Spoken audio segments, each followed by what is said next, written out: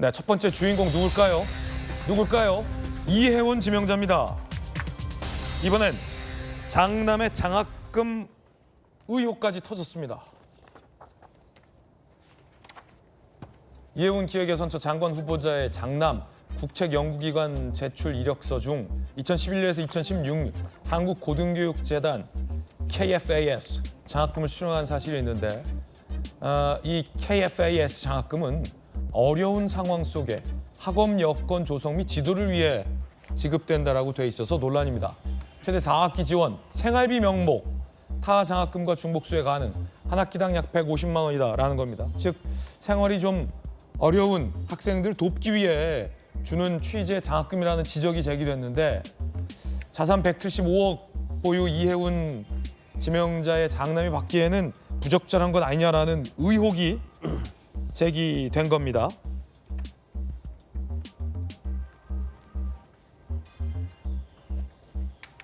혹시 아빠 찬스로 스펙을 위해서 장학금 받은 것 아니냐라는 의혹으로 연결됩니다. 한국일보 보도인데 한국계량경제학회는 이혜원 지명자의 남편 장남과 공동 작성 논문을 투고한 바가 있다. 그리고 한국고등교육재단과 이 남편이 소속돼 있는 저 학회는 정기 세미나와 학술 대회를 같이 진행하는 관계가 깊다. 장남 취업 이력서에 장학생 선발, 부친과 공동 작성한 논문도 기재가 돼 있다. 혹시 이런 인연 때문에 장학금이 지급된 것 아니냐? 자, 그러자 이혜원 지명자 입장은 정당하게 지급된 것이다라고 입장 냈어요. 자, 주진우 의원이 비판했어요. 수십억대 자산 축적하고 형편 어려운 학생들에게 돌아가야 할 기회까지 가간 것이다. 그래서 이혜원 후보자 정당하게 지급된 거다. 한번 들어보시죠. 오늘 출근길 조금 전 발언 저희 다 바로 취재했습니다. 아드님이 그 재단에서 장학금 탄 거 관련해서 부모 찬스 아니냐는 의혹 나오는데 혹시 어떻게 생각하세요? 그거는 생활 형편을 따지는 장학금이 아니고 오직 성적하고 시험 봐서 그 점수로만 결정한 우수 학생을 선발하는 장학금이었습니다. 청약단 시실 거주지가 어디셨어요? 라고 해명했습니다. 그러니까 저 장학재단에 물어보면 되겠네요. 조경 변호사님. 그렇죠. 야당에서 제기하는 의혹은 형편이 어려운 학생들에게 지급되는 것이다라는 거고 이혜원 후보자는 형편이랑 상관없이 학점으로 보는 거다라는 반박이니까 뭐가 맞는 건지. 글쎄요, 뭐 장학금 이러면 이제 통상 학업 성적도 우수하고 잘 하는데 경제적 여건이 어려운 학생들의 당연히 가야 될 돈, 뭐 이런 인식이 있으니까 저렇게 비판할 수 있고 국민 정서상 그렇게 받아들일 가능성도 있습니다만 그 장학금 또 장학재단의 설립 취지 목적에 맞는 지급인지 이것만 확인하면 될 것 같아요. 간단히 확인할 수 있다. 그렇죠. 이 내용 또 확인해 보면 이게 부모가 자산가라든가 또 중복 수혜 문제라든가 또 뭐 경제적 여건 이것보다는 실제 이혜원 후보자의 해명대로 성적이라든가 그걸 테스트하는 일정 조건을 충족시키는 것에 의해서 지급되는 장학금이라면 그에 의해서 지급됐다면 무슨 문제가 되겠습니까? 그리고 거기에 더해서 장학금을 돈도 받은 사람이 왜 받아가냐 이렇게 비판할 문제는 아닌 거죠. 근데 이게 실제 부친과 그 학회의 어떤 공동 연구라든가 이런 특수관계에 의해서 지급됐다면 이건 문제지만 장학금 지급 과정에서 정당한 절차에 의해서 실제 이혜원 후보자처럼 시험을 보거나 성적이 우선 고려돼서 지급되는 장학금이란 사실 밝히면 간단히 해결될 문제라고 봅니다. 그건 좀 한번 따져보겠습니다. 그런가 하면 이혜원 지명자가 이 선거용 위장 전입을 했다는 의혹도 제기됐습니다.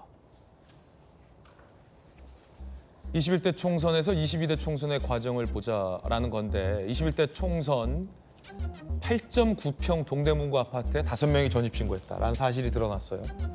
낙선 이후에 67평 서초구 아파트로 다시 이전을 했다. 22대 총선 중성동을 빌딩에 전입신고했다가 낙선 후에 역시 서초구 아파트로 다시 이전을 했다. 자, 이혜원 지명자는 위장 전입 아니라는 반박, 실거주 맞다는 겁니다. 가족 모두 5명이 8.9평에 한 달 동안 살았다. 위장 전입 아니다.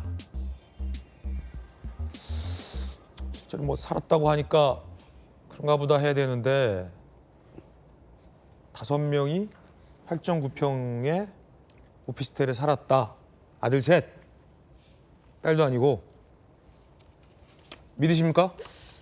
아니 선거운동 하기 위해서 한 달 저렇게 살았다고 주장을 하니까 뭐 주변에 뭐 사실관계를 알아볼 방법이 있는지는 모르겠습니다만 일단 매우 비좁죠. 네, 매우 비좁다. 비좁죠.